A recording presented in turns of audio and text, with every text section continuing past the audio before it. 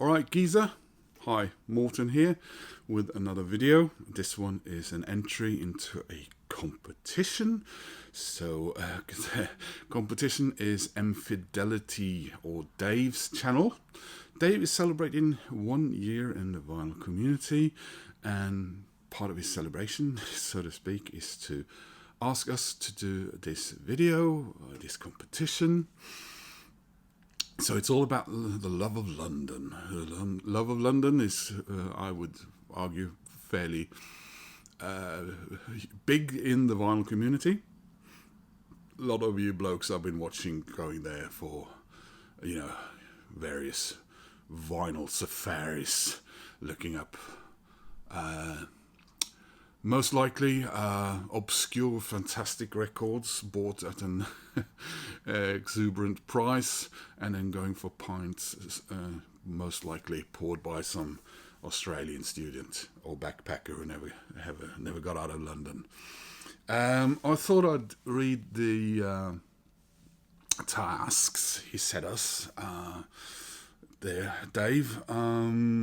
Of course, the main goal of this video is to make you guys, if you were not aware of his channel, to go over and give him a sub. And if you would like to do enter into this competition, that's also part of that. I'll also leave a few bits and bobs in the description, and maybe also mention some of you other lads out there who have done this competition. So number one, he wants us to show an album, song title, or a song lyric that mentions London. Number two, a live album or track recorded in London. Number three, album, song title, or song lyric that mentions a street in London. Number four, album cover that was photographed in London. And number five, song title or song lyric that mentions an area, neighbourhood, or landmark in London. I would assume maybe a borough would also be included in that. He, far as I can remember, did not say anything about the physical media needed to be shown here. So I hope I don't disqualify myself with the first entry. Also, I'm wearing a London-related shirt, just for you there, Dave. I'm going to start with a Welsh band, because, this is a Morton video. Can't have one of those without a Welsh band. And it's not necessarily a beautiful, let's say, endorsement of London. So the song is called Londinium, and it starts, London never sleeps, it just sucks the life out of me and the money from my pocket. London never sleep, it just sucks the life out of me and the money from my pocket. London always creeps, showbiz hugs the life out of me. Have some dignity, honey. Euston, Paddington, train station, please. Make the red lights turn green endlessly. My black cab rolls through the neon disease. Endlessly, endlessly, London never sleeps. It just sucks the life out of me. Show some dignity, honey. Sushi bars, wet fish, it just sucks the life out of me and the money from my pocket. That song was the second single on Catatonia's Equally Cursed and Blessed. Kedis Matthews, the beautiful, wonderful singer from Catatonia, she was not happy about this song, and neither was, I guess, the rest of the band, because the record company demanded that they put it out as single number 2, something they didn't want. They didn't want that to happen. They didn't want that song as the second single. And Kedis Matthews later said that the record company spent more on the video for this than they gave the band to produce the album. So there you are. bit of a sour note there to begin with. So next up we have a live album recorded in London, and yeah, I had some ideas there, but very quickly I remembered one I got last year, and it's this beautiful thing. Yes, Blur. As you may or may not know, Morton loves Blur, and this is of course live at Wembley Stadium for their sort of reunion and celebration tour, which was in 23, I think. Well, the album, this came out in 24, I think.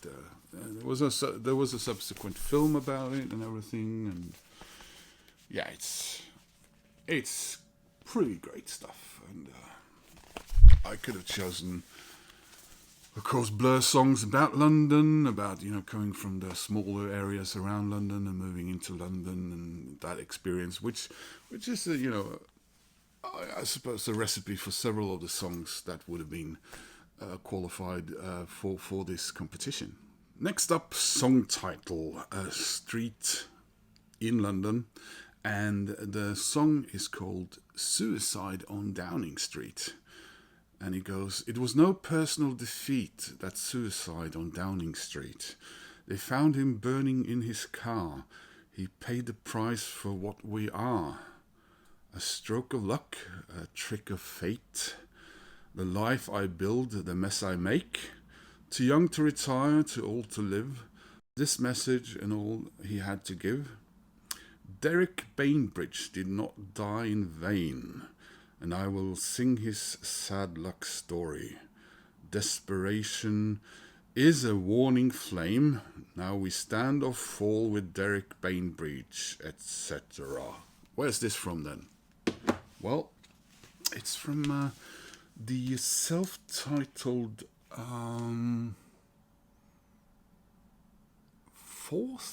third or fourth solo album by Tim Finn. Yeah. So this is, of course, for those who don't know Tim Finn, he is from New Zealand, and he was the founding member of one of my all-time favorite bands, Split Enz, and then he started a solo career that made him distance himself from Split Enz, leaving it to one of the newer members of the band, his little brother Neil Finn, who started Crowded House, and Tim later played with Neil both in Crowded House for one album anyway, and as the Finn brothers, and he still records, and he's also done musicals and music for such things in Australia, and one of his children I think just released his first album as well. So very musical family, and there's Tim Finn singing about a suicide on Downing Street, a street I think a lot of people are aware of in London. Next up, an album cover where the picture was taken in some capacity in London, and I will show my favourite London rock band and my favourite band of all time, the Rolling Stones.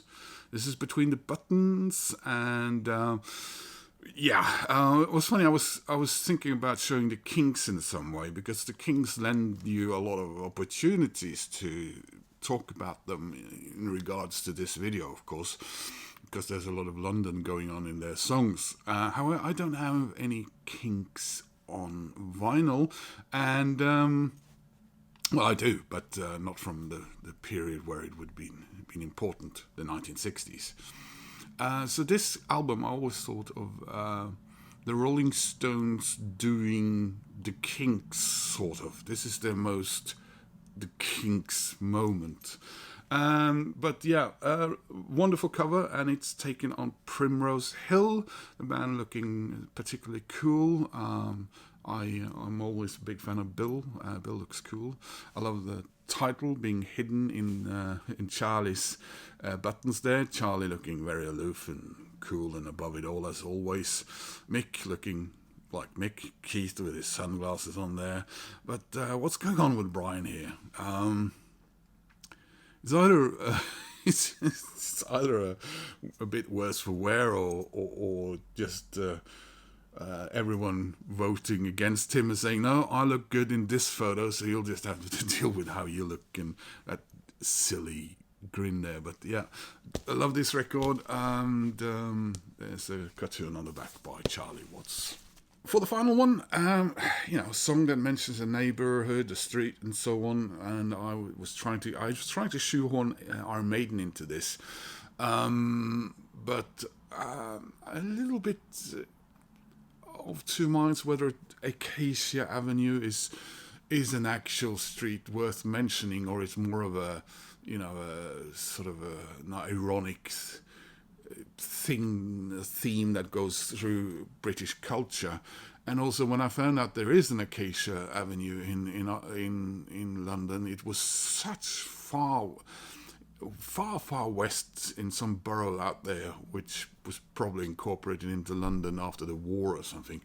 So I gave that a miss. And then there were a couple of pulp things, but I would have either gone with a song that I don't really know that well from, before they became famous, and from different class, which I only have on CD still.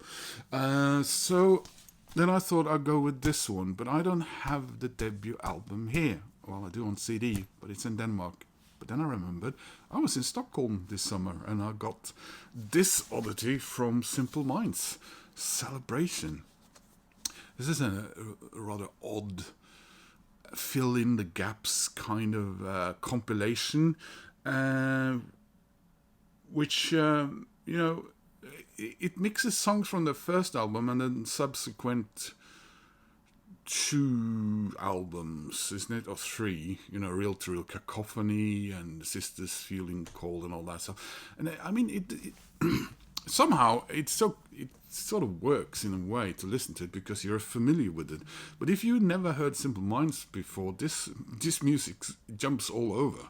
But anyway, it's about Chelsea Girl, and it's one of those songs where they're clearly heavily influenced by Nico and Lou Reed and all that stuff. But it is written by the band's members, and it's about they're from Scotland themselves, and it's about these girls, friends, girlfriends, etc., that they once had, and then they meet up with them again when they've become Chelsea girls.